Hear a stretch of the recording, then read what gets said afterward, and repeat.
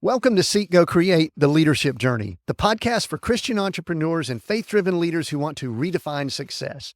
I'm your host, Tim Winders, and here we explore how to lead with purpose, build businesses with integrity, and align your work with your faith. Whether you're navigating challenges, seeking fulfillment, or striving to make an impact, this is your space to grow, innovate, and create a life that matters. Let's dive in.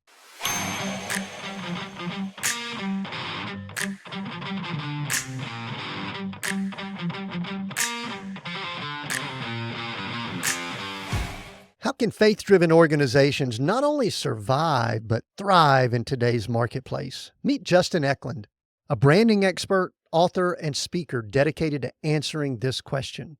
With over 25 years in advertising, Justin has crafted a unique niche by merging faith with business to create compelling brand identities that drive both profit and purpose. His book, Brand for Impact, serves as a roadmap for leaders looking to infuse their spiritual values into their professional ventures, promising not just economic success, but eternal impact. We'll explore how Justin's approach helps organizations elevate their mission and achieve sustainable growth. Justin, welcome to Seek, Go, Create. Thanks. It's a pleasure to be on. I'm excited that you're on too. You're coming in from a cold climate. I'm in the warmth, so we'll see if we can merge these two together and have some fun. I just read your book over the last few days, so we're going to have fun with branding and impact and purpose and business and lots of cool things. Before we jump in, though, this is not even really a good icebreaker question anymore, but it's kind of a deep thing. So I'm going to give you a choice. What would you prefer to answer? What do you do? Kind of like the icebreaker-y question. Or who are you? Choose and start answering. I think those questions go together for me. So I'm going to start with who I am, which will lead into what I do. I've been doing marketing and advertising my entire life. It seems like from a young age, I was selling things out on the corner and doing fundraisers and trying to be an entrepreneur even from a very young age. And I think that's always been in my blood. And then my parents are both artists. And so that creativity piece has always been a part of who I am as well.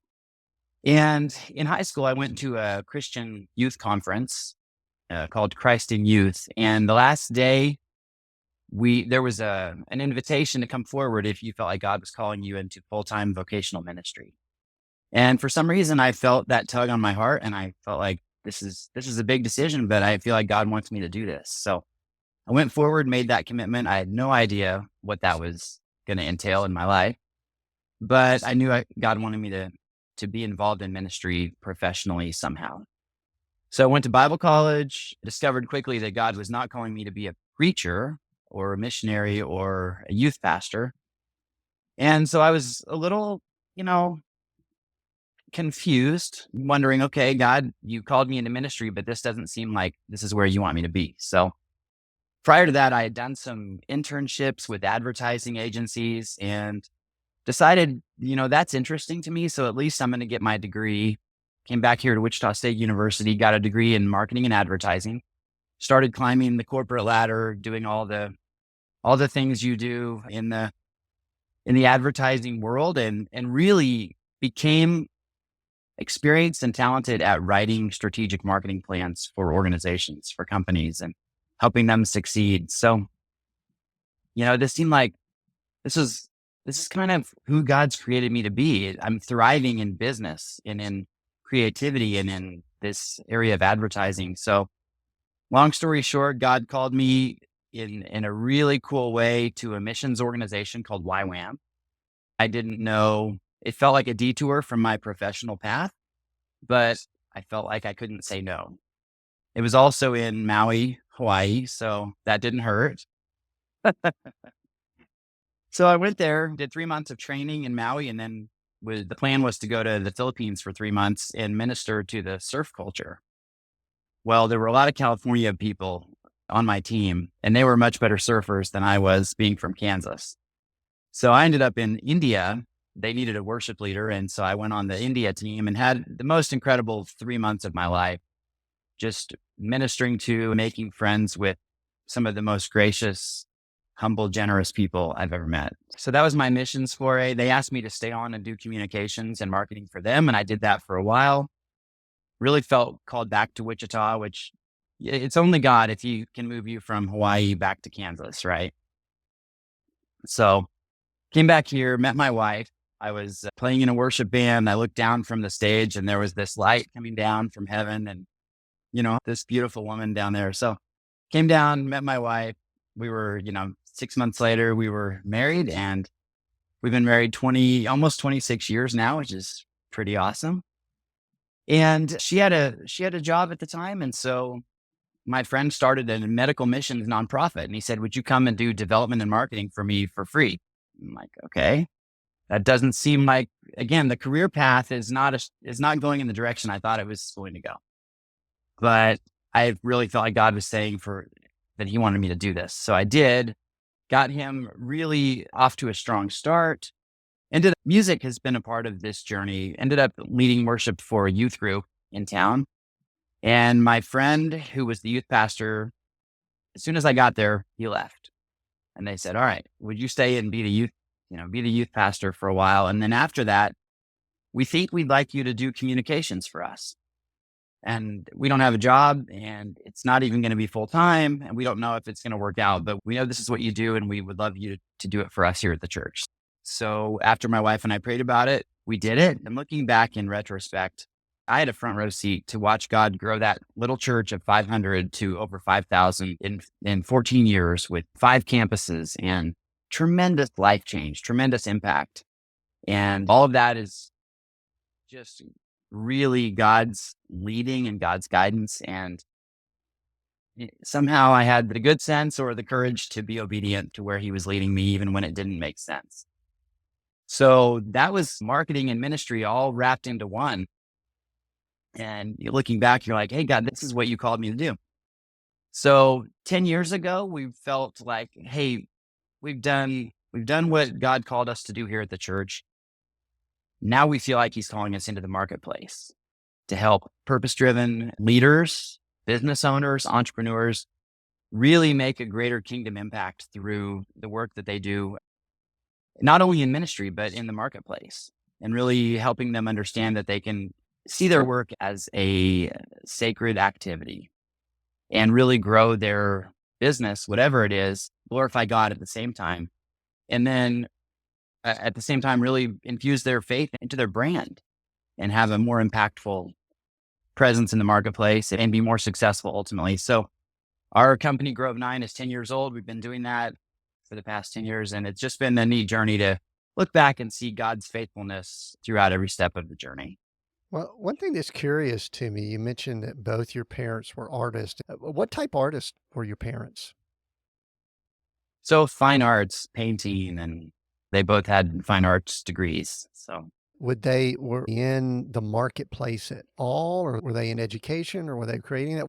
I guess I'm trying to get to, you mentioned you were selling things at a young age and things like that in a family of 2 artists. So help me connect a few dots right there. yeah. I think that the artistic DNA is just part of who God made me to be. They weren't commercial successes or teachers or anything like that. They just enjoyed art. God had given them talent for drawing and painting and creating. I got a little bit of that, but I also got this business side. Really interesting. When I went to college for advertising, you kind of have to choose. Are you going to be an artist and a designer, or are you going to be more on the business side of things? I was really torn because I enjoyed both of those. And now running my own agency, it's been really cool to be able to do the strategy and also be involved in the creative execution. Mm. So this is the part of the episode where if any of our parents are listening, I'll say maybe turn it off for a minute. I don't want to throw parents under the bus, but both my parents were educators. I thought that I was going to be a coach and teacher, et cetera, until I found out how much money my dad made. And I didn't realize we were poor. But did any of the desire for financial success drive you at a younger age? And specifically, did you see something in your parents that you desired or possibly didn't want to be that way growing up? And again, we've already asked the parents not to listen in, so we're not blaming them on You know, I anything. no, that's a great question. I do think that at that intersection during college, everyone told me you can be a starving artist or you can be in business and maybe be financially more successful. So I'd be lying if I said that didn't enter into the equation at all. Well, I think that's part of our journey. And I think sometimes as people of faith, we don't want to admit that.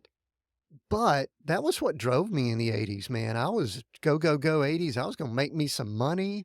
And that was what the Lord used to get my attention because I was saved in more of a business setting than even in a church setting. So I think it's okay because then what happens is later in life, the Lord uses that like he's using you right now and all to kind of bring some of these things together. You brought up, so this is a good time to ask this question. You brought up that you were around a church for a number of years and then it grew. And I'm sure your role and probably your job and pay and different things like that hopefully went up. I sometimes get a little bit snarky about church world. It's like, we've got this great talent, but you need to serve the Lord. You need to do it for free here. But then you kind of left there and went into marketplace. I think this would be a good time to put a stake in the ground. And I want to ask, contrast the differences that you saw at that time, or maybe even today, I guess, between traditional church world and marketplace. Mm. You know, I think there's a misperception out there between the sacred and the secular. I think that many business owners, business people in the church feel like their job is maybe less spiritual than the pastor. And I think that's really important to dispel that myth. And I've grown in my understanding and my belief on that as well. And, you know, God's the author of work and he invented it, he created it. And therefore it is a sacred activity. And, you know, the Bible talks about if we're doing it to his glory, then that's also part of what he's created us to do. So I really wanted to not redeem is too strong of a word, but when we started this company, I really wanted to help Christian business owners understand that your work is just as sacred and just as impactful for eternity as the person on the stage giving the sermon. Hmm.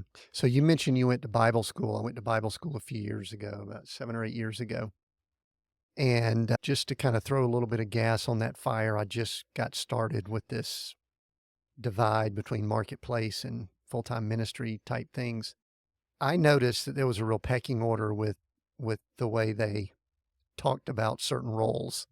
You know, it's kind of like the missionary to a third world country is number one. I do want to say that a missionary to Maui, though, I'm not sure where that would fall in the pecking order, and especially to surfers. Come on. I mean, that's like, I don't want to get off track, but good gracious, that got me thinking about things. And then, you know, then it was maybe evangelist, pastor, et cetera, et cetera. And then, you know, businessman, used car salesman, lawyer, you know, that's like the pecking order and all that. And did you notice that when you were going through your schooling? I think your Bible school was probably at a younger age than mine was. Yeah, I think there's some perception of that out there. And yeah, it all comes back to that idea that, you know, what is ministry? And, you know, understanding that everything that we put our hand to the glory of God can be and should be ministry. Yeah, absolutely. I mean, I've been doing a read through the Gospels and, you know, the 12 that Jesus picked to hang out that got this big party that we're celebrating in now started. None of them were the scholars and the biblical, you know, religious people of the day. They were fishermen, tax collectors, and zealots and other type. They would be the Mm. entrepreneurs of the world. How long did you say you were in the church setting that went from 500 to 5,000? Yeah, over 14 years. Wow. All right. So you learned a ton there. Tell me some real takeaways you had, maybe just about organization and organizational growth in general, but then maybe drop down and talk about what you've learned in that environment that fed into, you know, the last 10 years in branding for impact and things like that? Because I'm sure you saw a lot of things that worked really well and you probably had your hands in it, and then maybe some things that didn't. So just take some time and talk about that experience because I think there's a lot to learn there. Yeah. A church as a nonprofit organization is different than a marketplace organization. And so I think there's a lot you can learn about how to grow and I think healthy things grow. And I think God uses our intellect and our strategy, what he's put that inside of us in addition to just our heart. Right. And so he wants us to be thinking Christians, and he wants us to be strategic, and he wants us to use all of the faculties that he's given us to move his kingdom forward. So understanding that growth mindset isn't a bad thing, I think is important. A church grows through really the people that believe in the mission. Life change. We were constantly telling stories of how God was transforming people's lives. And it all comes down to your why. It comes down to what you believe and what you're called to do. And when your why resonates with your audience's why, you're going to have a really wonderful, strong connection and community that you're going to be able to build.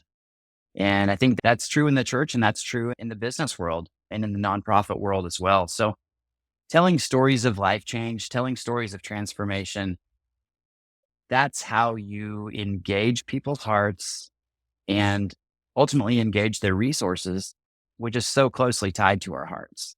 And I think that's really important for any nonprofit to understand when you're asking for money, when you're trying to raise funds, when you're doing development, when you're looking for volunteers. It's got to be about the why and the mission and the calling. And then all of those other things fall into place.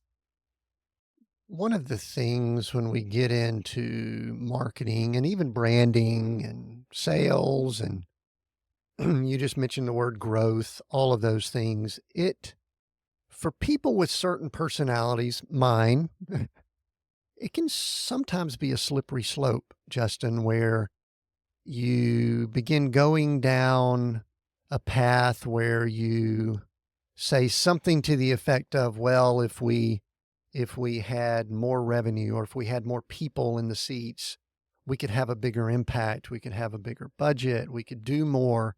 And so then we begin justifying certain tactics or techniques, and I'll throw this word out here, manipulation, possibly in the arena that you may operate in. How can we keep those things in check? And again, I know you may have been in a church environment that you're still connected with, so I don't want you to say negative about them, but I like to have candid conversations here.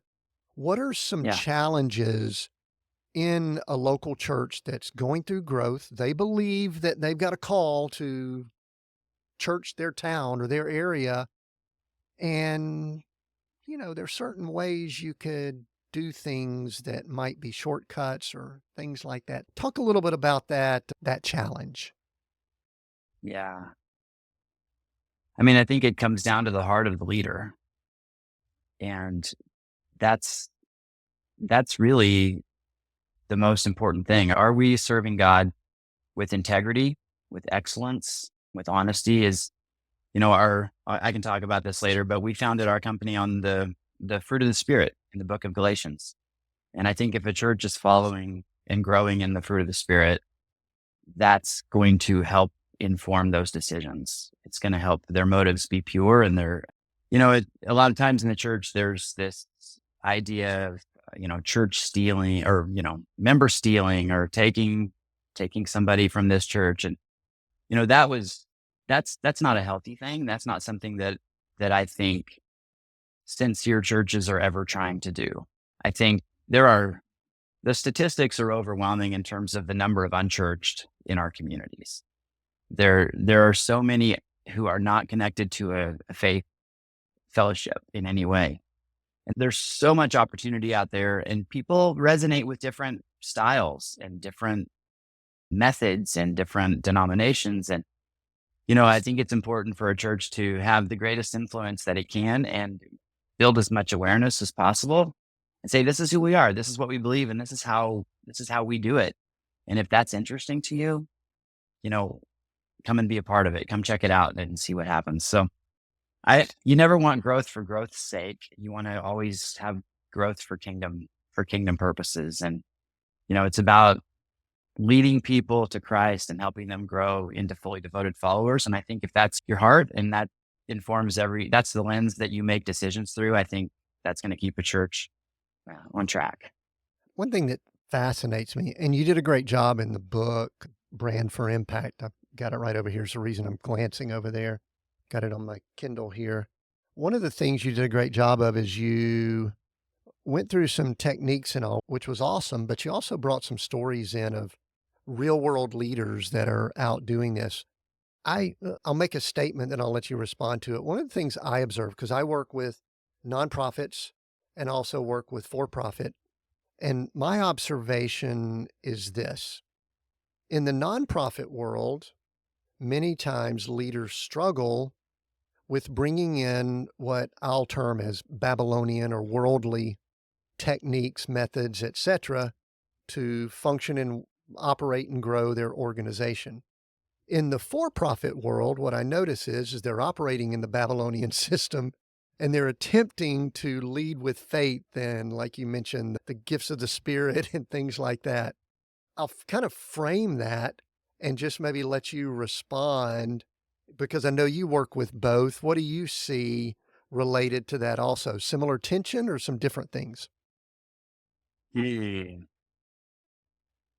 think there are so many faith-driven leaders in the marketplace who desire and feel a calling to do more with their business. There's something inside of them saying, I wish I could share my faith or express my faith in a more profound way through the thing that I do with the majority of my life, right? We spend so much of our time at work, and yet there seems to be this chasm between their personal life and their faith expression and then what they do for a living, their business. And, there are reasons that we uncovered during the research for why that's true. But yeah, more often than not, we just saw leaders who were so hesitant to let those two worlds touch. And so obviously you interviewed and spoke to a number of them that are able to merge those together. What are some things that you observed in those people that appear to or are doing it well? Courage is the big one. And I think that's the leaders who have really done it well have said, this is who we are. This is who I am. I'm the leader of the organization. And this is what I believe. And this is what God's calling me to do with this business, with this company. And if it works, it works. And if it doesn't, then, we'll figure something else out. If I'm going to be in business and I'm going to have a platform, I'm going to make sure that God is represented clearly in what I do. And I think that's the first step, is just having the willingness to really take a stand and say, this is what it's going to be. We're going to be unashamed about expressing our faith and the purpose that gets us up every morning and leads us to do what we do, building widgets with excellence and with integrity. The reason we do it ultimately is to glorify God, and we're not going to be afraid to say it. We're going to close on Sunday, and if it hurts our business, it hurts our business. And we've all seen how that's worked out for Chick-fil-A. I'm from Atlanta originally. I've been to their headquarters, and I don't eat a lot of fast food anymore. Some people might say it's blasphemous not to get you a good old godly chicken sandwich every once in a while. I'm not totally sure I agree with that. However, yesterday my wife was out and about, had some errands to run. I was doing some work, and she brought me a 12-pack of nuggets in, and truthfully, they were quite divine. I enjoyed it thoroughly. And true, They do a great job. Kathy spoke at her graduation when she graduated at Georgia State University a few years ago. Wow. So one of the things that's interesting, is fascinating to me, as I get to prepare and study up on the leaders and people like you that I talk to. I read your book this week, Brand for Impact. We're going to talk more about it here in just a moment. And I'm also preparing for next week's guest. I believe that's when it'll fall. It's Ken Gosnell.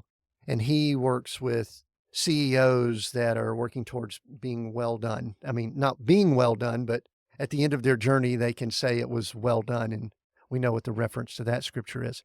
Being well done. That might have been an interesting slip of the tongue there. But you use the word, and it came up in his book too. So it's like rolling around in my head quite a bit. And it's a word that means quite a bit to me.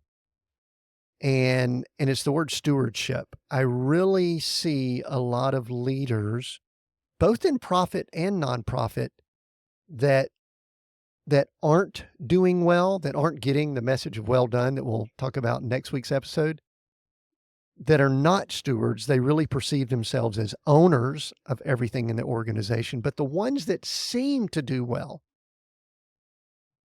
they treat their organization more as they're a steward of it and they don't own it. And you talk about that a good bit in your book. Talk about stewardship. Mm. There's some tremendous examples out there of business leaders who have done this well. And one of the companies that we interviewed, metal forging company called Weldaloy, he was inspired by reading a book called God Owns My Business by Stanley Tam. It's such a wonderful example of that idea of stewardship, right? This is not my stuff. I'm simply the steward of these resources that he's entrusted to me. And that changes everything when you have that mindset. It allows you to hold loosely to those things and make decisions not based on fear, but based on faith. And, that's tremendously freeing. And as we know, you can't outgive God. And these are his resources. And he always returns that blessing in multiple ways. And I think that's something that I hope people get from the book is this idea of stewardship. Stewardship is, for some people, it might be a bit of a churchy word. And so, Justin, if someone's listening in and they're not quite sure what stewardship means, and you address it in your book, I think you do a great job there and you give great examples. But if someone were like going, what do you mean by stewardship? I think you described a little bit, but what do you mean by stewardship? Tell somebody what it really means in your words. Yeah, it's that idea that we're not the owner. We're simply the steward. We're simply the caretaker. God owns it all. It's all his. We didn't generate any of this on our own. This is all from him. In fact, our very, waking up every day with breath in our lungs, that's a gift from him. And so really that idea of stewardship versus ownership, I think is at the core of your question. And it's really freeing, it's freeing in relationships. It's freeing in business. It's freeing in parenting in every way. This being a caretaker and doing everything we can to steward those gifts well, I think is really the idea that we see in scripture. And,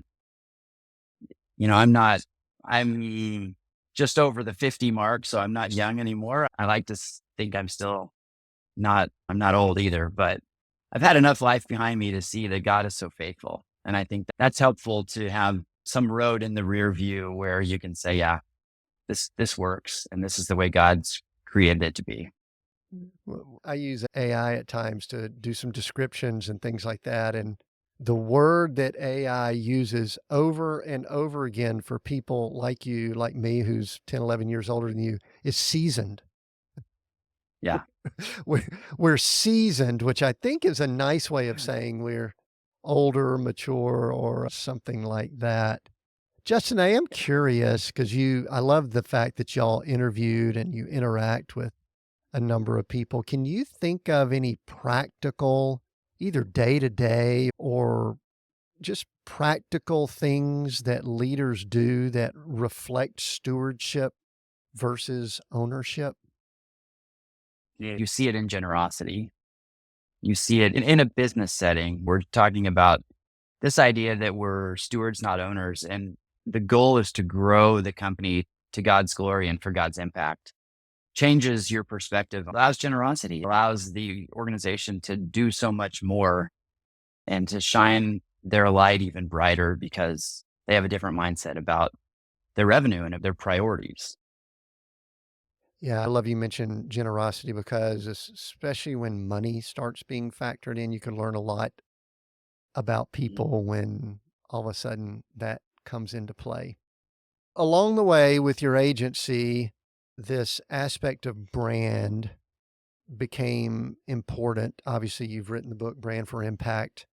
And some might say, I'm going to give a counter that I may or may not believe, but I'm going to do it hopefully to agitate you to get a good response.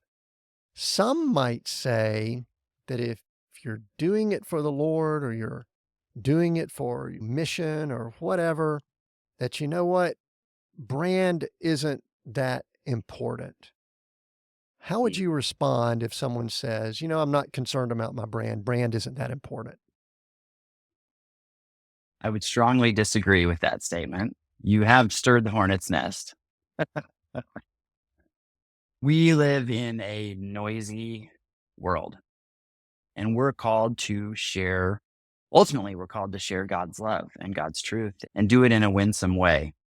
With all of the noise, studies say we have over 10,000 marketing messages hitting us every day. How are you ever going to filter through all that noise and actually get someone to listen to what you're trying to say? Having a clarified brand is the most effective way to be heard. As Christ followers, we have a message that needs to be heard. If people can come in contact with these businesses that are putting God first and operating with excellence, those are the businesses that I believe should be heard. And so that's why writing this book was so important to me, to help those organizations clarify their brand so that they can rise above the commotion, above the noise, rise above the clutter, and really be known for what they do and ultimately what they believe so that they can have a greater kingdom impact. So brand is so important. And it's really one of the most cost-effective ways for an organization to finally get an edge on the competition, if you will, to stand out and to be known. And it really just comes through consistency and frequency. And so if you can develop that brand that's unique, that stands, and then you're consistent in your delivery of that brand, that's going to make such a tremendous difference for any kind of business, nonprofit organization. Tell me all the components of a brand. And while you're thinking about that, I'll give you a little bit of context. We have a title here at our podcast called Seek, Go, Create that means a great deal to me. There's an origin story and all that kind of stuff. But I've also found in the podcast world that listeners don't know what it means. There's the name, there's obviously the visuals, there's web presence, there's digital presence, all of those kind of things, I'm sure. Tell me all the components. What makes up a brand? Yeah. A brand at its core at Grove 9, we say a brand is the one idea that people think of when they think of you. So it's not your logo, it's not your colors, it's not your fonts, it's not your website, it's not your social media presence. A brand is an idea, right? We talk about Michelin is such a great example of a consistent brand over time. Their tagline, because so much is riding on your tires, right? They've got the big puffy Michelin man who's caring, and he's a protector. And you see these ads with dads putting their kids into a car, sending them off to college. They're putting Michelins on that car because they love their kids. And the brand is safety. And over the past 100 years, everything Michelin has done has been consistently in line with that idea of safety. So now when you buy a minivan for your family, you're automatically going to consider putting Michelins on your car, even though they're more expensive than another tire, because they've built that strong, clear brand of safety. And whether it's true, we talk about the law of perception. There may be other products that are just as good or better than a Michelin tire, but the perception is that is a safe tire, and that tire will help you take care of your family. That's the power of a brand. The brand is not the logo. It's not the words. It's not the shoe and the wing for Goodyear. It's not the swoosh for Nike. It's the idea behind all of those things. So in all the work that you do and also the research you've done, what are 2 or 3 of the biggest mistakes you see people make related to their brand? Well, I talked about consistency earlier, and I think one of the big mistakes is being inconsistent with the delivery of your brand, right? So sometimes you're talking about price, and sometimes you're talking about quality, and sometimes you're talking about other features. And If you're not consistently delivering one message, again, 10,000 messages hitting us every day, you're never going to stand out. There's a reason, research says that we need to see and hear something 7 to 12 times before it actually sticks. So consistency is really important when it comes to building a brand that stands out and gets attention. And really the second one is just taking the time to clarify your brand. When they think of your podcast, what do you want them to think of? Personal brands are the same. When they think of you, what do you want someone to think of? And if you don't clarify that brand and then deliver it consistently, people are going to make up whatever idea, whatever brand they want to about your organization or you as a person based on very little data. So it's our job to develop that brand that's going to be unique, and we're going to deliver that brand in a creative, effective way consistently over time. Right. So I'm going to put you on the spot just a little bit here. I know probably being a guest here, you probably glanced at a few things of our podcast and possibly me. Hit me hard here, Justin. What are some things that you went, oh, doing okay with that, and then, ooh, not so good with that? Go ahead, man. I'm ready for it. Give me some feedback. That's really unfair. I would love to spend time with you talking about this. I think visually, you've been pretty consistent with the delivery of your brand. I think that there definitely are some things you're doing well, and consistency, I think, is pretty strong as well. I think that, that idea of what does the organization really do best?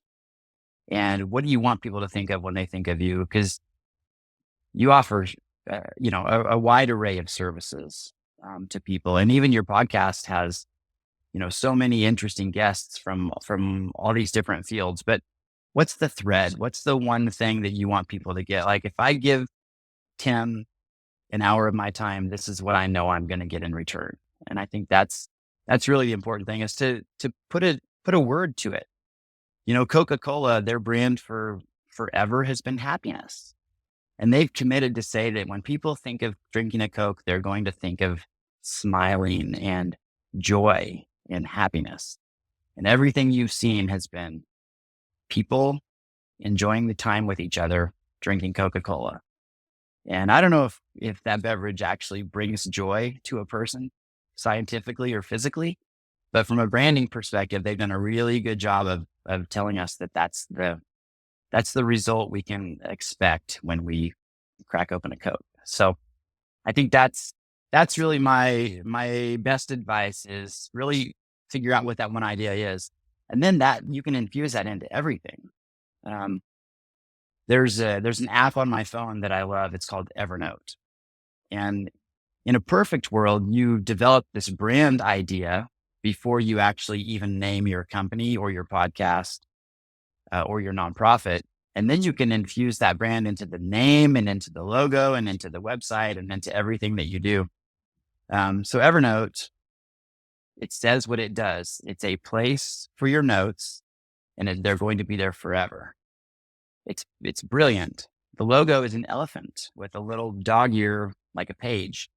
Why is it an elephant? Because elephants never forget, right? So everything about the brand says longevity and permanency and safety. And it's just a brilliant example of how all the elements of a brand can come together in a very straight line and create that idea that this is the best place to put your notes, to put your thoughts. That's good. When you were talking about Coca-Cola, I'm from Atlanta, so I'm fully aware of this. I'm pretty sure that the happiness came from when they were putting cocaine in those drinks. Maybe not. It might have been. Everybody was, boy, these people are happy. Now it's probably just the sugar and other stuff. I used to love having me a good old Coca-Cola about once or twice a day, and I cut that out a few years before I was your age. It might have been one of the best things I did. As much as I love Coca-Cola, sure. I'm not sure that it's healthy for us. One of the things, and I appreciate the feedback, by the way, and I know I did put you on the spot, and you probably didn't want to just slice and dice me right here, being a being a guest.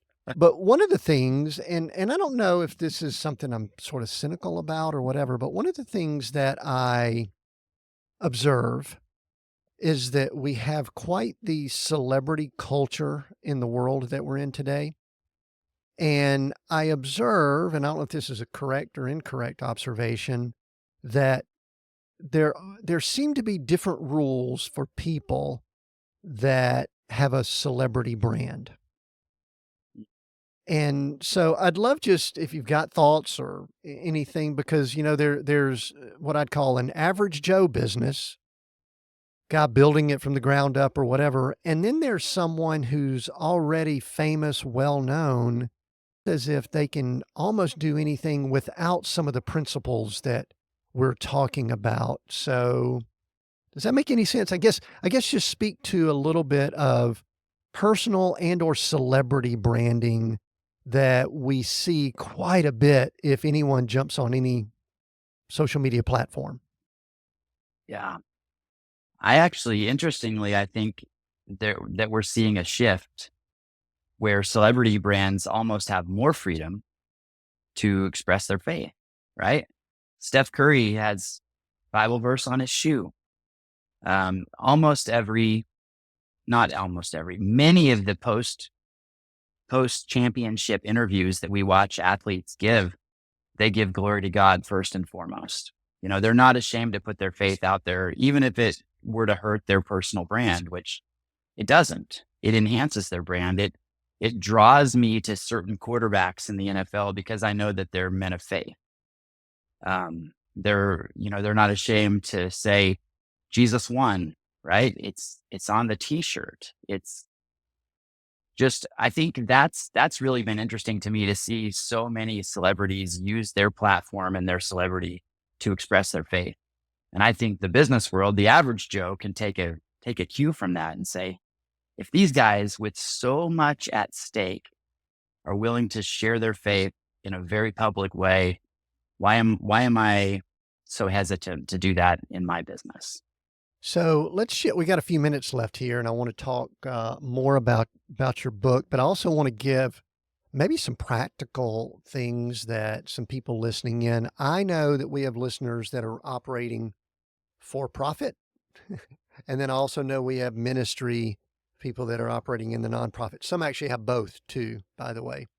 What are some things that you can give? And I know get the book is the best tip, but what are a few tips you can give to either both categories together, or if you want to split them out, that's fine too. But give some tips on your brand for both the for-profit and nonprofit business or organization leader. I think the most important tip, this is where we start with all of our organizations that we serve. We want to help them clarify their brand, right? We have an intentional research and strategic process to help them decide what that idea should be. You don't just want to pick it out of the air. You want it to be strategic. It should be a promise that you can keep, that's true to who you are. And it should also be as unique among your competition as possible, right? It's less expensive and more effective to have a unique brand than it is to compete with 10 other organizations for that same idea. When you're doing that, you just really need to outspin them or be so creative that people think of you instead of the competition. So the most important thing is to take the time, do the research, really understand what your brand idea should be, what your brand platform should be, and then start to build everything on top of that. So that's where we start with 90% of the clients that we serve. We almost won't execute creative without doing that foundational work on the front end. And that's really, really very important. Do you have, I guess, companies or organizations come to you and say something to the effect of, hey, we want you to do some Facebook stuff for us? Yeah, absolutely. Which is not and necessarily we have that strategic. same conversation. Yeah. Right. We can help you spend your money, but if you want to be a good steward of those resources, you should do this first. You should do the homework, go through the framework and clarify your brand, come up with measurable, specific objectives based on that brand, and then decide which strategies make most sense for your business. It may not be Facebook stuff. It may be something else. Right. Justin, what I do, I work with leadership teams and work on strategy and being strategic. And my observation is that many businesses that we would term successful have, in many ways, I don't want to say they've stumbled onto that success, but that success has evolved. It hasn't been necessarily intentional. I hate to say that they got lucky. There's some that have. And so one of the things I attempt to do is work with them and being more proactive as opposed to reactive, which involves a lot of strategy. I'm curious how many organizations, we'll call it, not just businesses, but organizations, how many organizations come to you and you just sort of scratch your head and say, they don't really know who they are, or they really don't have strategy. And I don't know if it's a percentage or a number of that. So, but do you see that very often? All the time. In fact, that's more common than not. Does it make you go, how did they get to this level of success? Yeah, it really does. And, you've seen it many times working with organizations, especially small to mid-sized organizations. They saw a need in the marketplace. They developed a product or service to meet that need, and they just continued to grow. And they really never did the work of building a foundation that's going to take them to the next level. So they're always going to have incremental growth, but they're not going to have that more significant growth. And more importantly, we call it the triple bottom line, the economic, social, and spiritual impact that their business or their organization could have once they do that foundational work, that strategy work. I notice a lot that they just have a tremendous work ethic so they could grind it out. They may have been at the right place at the right time, or they may have saw a need and they, met that need, but yet they get to a place where they are looking to do something different. The word you use, and I've got your book up here again, I'll hold it up so people that are watching the video can see, brand for impact. You've got two big words in this book title. I want to read to the subtitle, a proven blueprint to help faith-driven leaders clarify their brand, grow their revenue, and make a greater impact. There's a lot in that subtitle that's really good, but the word brand and impact, those are two big words. Talk about the word impact, because I see it thrown around quite a bit. People say, I want to make an impact. I interview a lot of people here. Success to me is making an impact and things like that. And obviously you believe it's a big word because it's included in your title. So talk about impact and what that means to you. Yeah, you're right. It has become a bit of a buzzword lately, but impact is resonance. It's changing things in a way that resonates and has, it starts small, but it has a tremendous influence, a tremendous impact as it resonates outward. And, that's really why we talk about, Simon Sinek has the golden circle, and it's the what, the how, and the why. And most organizations, the outside of the bullseye is the what you do. Many organizations are good at talking about what they do. And then how you do it, that starts to get a little more interesting and maybe starts to set you apart. But there may be a lot of people who do it the way you do it. But the why is in the bullseye for him. And that's the emotional connection that you make with your customers. That's what gets you up in the morning. And when people connect with that, they resonate with that. That's really what's going to create brand loyalty. We just flipped his circle upside down and said, let's put the what in the middle. Let's put the how on the next circle. And then let's put the why in the biggest circle. And then we're going to radiate out from there, because the why makes the most difference. And when people connect with your why, especially from a faith perspective, talking about, whether Chick-fil-A has the best chicken sandwich or not, that may be up for debate. I don't know. But the truth is that people at Faith want to support the organization because of what it stands for and because their values and beliefs align with the organization's values and beliefs. And that's tremendously powerful. And so I think when an organization can understand how to incorporate their faith and their belief into their brand in a way that's not cheesy, it's not salesy, it's not disingenuine, but in a way that's really genuine and that's creative and that's interesting. That's when people say, "I love that. That connects to my soul. That's something that I want to be a part of." And whether those socks are better than these socks, I believe in the story behind these socks, and I believe in that everyone should have a pair of socks. And I love that. And so I'm going to pay more for your product. And that's impact, right? That's making a difference all over the world.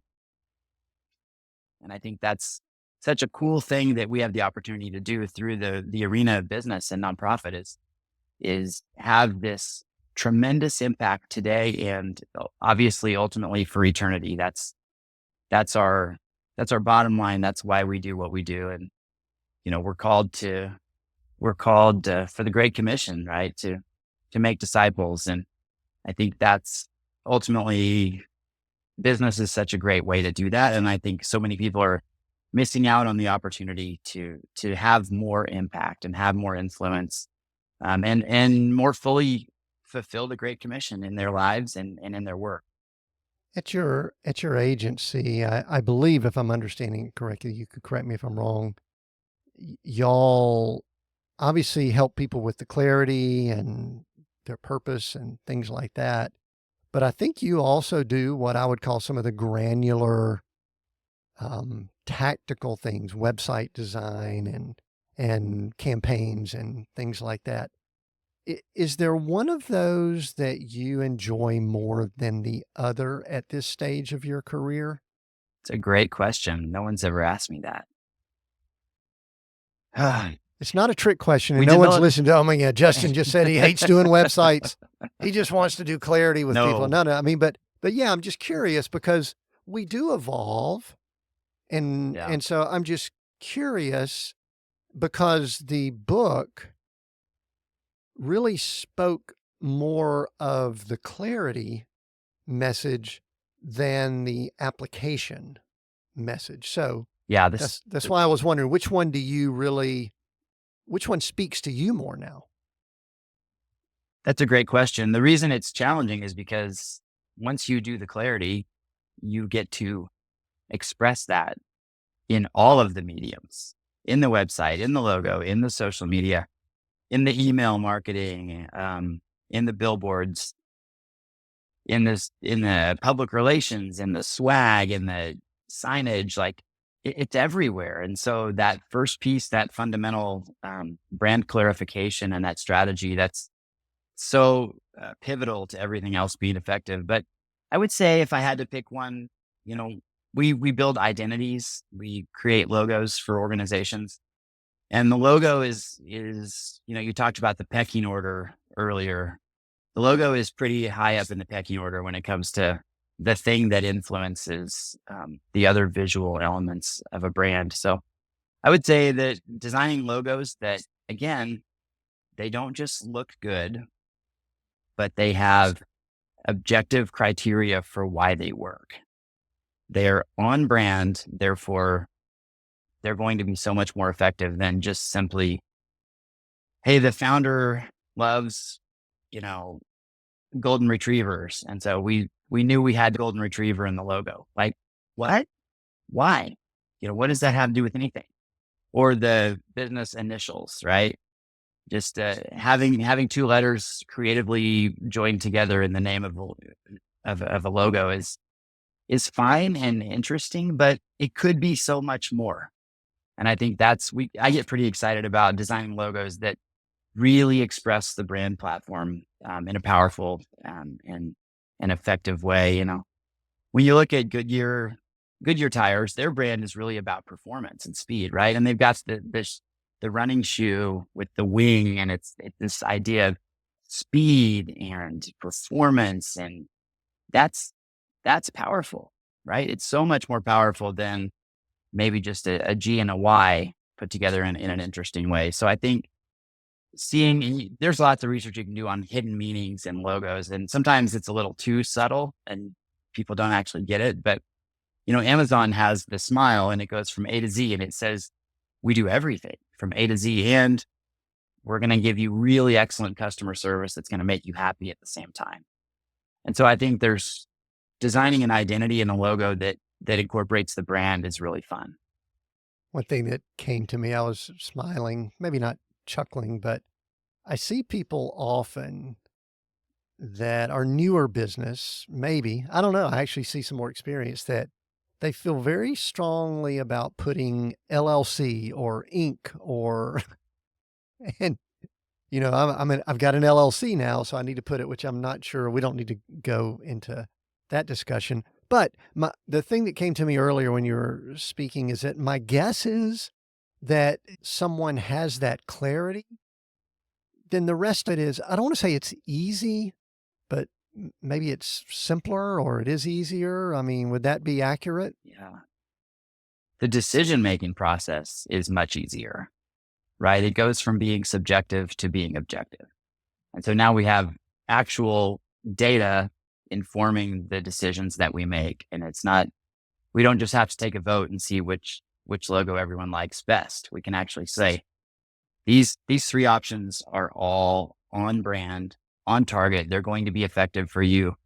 And now we can let our preferences take over and say, hey, we love the way this one looks, but they all meet the criteria. And we wouldn't put it in front of a client as an option if it didn't meet the criteria.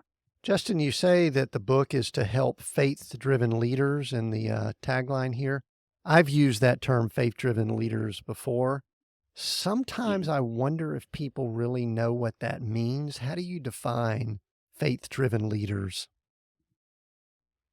Yeah, it's a person of faith who has we talk about it as a Christ follower, someone who lives by the great commandment and the great commission, and they desire to live those things out in their family, in their business, in their life. And so, that drives our personal core values and the way we act and the content of our character.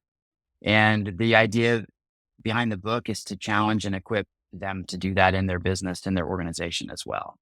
And to give some really, really cool, really practical examples of other businesses who have been really successful in doing that very same thing.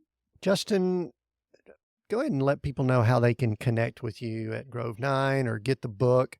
And go ahead, while you're doing it, tell people who should probably reach out to you. Let's just say someone's listening in, some of the things you've said resonate with them and they might want to connect. Go ahead and tell them who should reach out to you and give all your information so that they know where to do that. Yeah, thanks, Tim. Really, organizations that desire to develop that triple bottom line, to have economic, social, and spiritual flourishing within their organization, if it's a nonprofit, within their community, within the people that they serve. If they want to make a greater impact, if they want to grow, if they want to reach more people with the products and services that they offer, that's really who should reach out to us. We say if you have a purpose bigger than just profit, we're probably a good fit to work together. And our values revolve really around those kingdom purposes. And that's really a great fit for us. And I think that synergy between the shared values really creates an advantage, and it helps us help those organizations because we have that shared foundation, we have that shared purpose, we have that connection, and that's part of our brand, right? That's why we named our company Grove 9. Fruit grows in a grove, and the fruit of the Spirit, there are 9 of them. And we thought, the first one is love. So let's make our logo the shape of a heart. And we were able to incorporate the G and the 9 into the shape of the heart. And, it lets us tell our story, lets us say, this is important to us. And if your organization values those same things, then let's have a conversation. We think we can help you do more good in the world based on that shared connection. Our website is grove9.com, GROVE number 9.com. My website is justineklund.com, JUSTINEKLUND.com. You can connect with me at either of those places. You can buy the book on Amazon. I really didn't write the book to sell books. I wrote the book to challenge and equip these faith-driven leaders and organizations to make a greater impact through their business and see those 3 types of flourishing, right? The economic, the social, and the spiritual. And I think that's what God's called me to do, to help faith-driven leaders make a greater impact. And I pray that this book will really be helpful in that. I think I told you that I read it and got it on Kindle here, and I enjoyed it. It's a good read. It's not a complicated read, which I think is good and healthy for a lot of leaders in today's world. And I love the stories you're interspersed throughout of what I would term, and I think you did too, they're faith-driven leaders. Justin, did I miss anything? We're butting up against our time here, but is there anything else you just wanted to say or share at all before we wrap up and close it down? I just want to thank you for the opportunity to be here and for what you do consistently. I think the faithfulness in your podcast and just the work that goes on behind the scenes to really help organizations bring their faith and their work together is so important. And so very grateful that you're doing this work. And it's been a pleasure to be on the podcast and just hopefully share a little bit of what we do. I think the uniqueness of Brand for Impact and what we do at Grove 9 is that we've taken this very popular, praise the Lord, this idea of faith and work is gaining momentum, right? There are organizations that we just see this tremendous growth in this. People are saying, yeah, this is important. We want to do this. And look at all these other business leaders who are doing it also. And so I think our agency and this book really brings that into the idea of marketing and branding, where that hasn't been the idea. Many faith-driven leaders are saying, I can do this in my business. And we're saying, here's how you do it in your marketing. It helps with that you brought up earlier, which is the courage. Helps build confidence so that people can go out and do it. Justin Eklund, thanks for joining us. The book is Brand for Impact. I'm going to read this tagline again. Really good. A proven blueprint to help faith-driven leaders clarify their brand, grow their revenue, and make a greater impact. Get that book. It'll be helpful for you. Thanks again, Justin, for joining us. We've got new episodes here at Seek, Go, Create every Monday. Like I mentioned earlier, I believe next week's episode with Ken Gosnell is going to be a great partner episode to this one because there's stewardship conversation, there's how to do business and how to be a steward in the marketplace. So make sure you're listening in, subscribe, leave us reviews, all that kind of stuff. So appreciate you being here. We'll see you next week on Seek, Go, Create.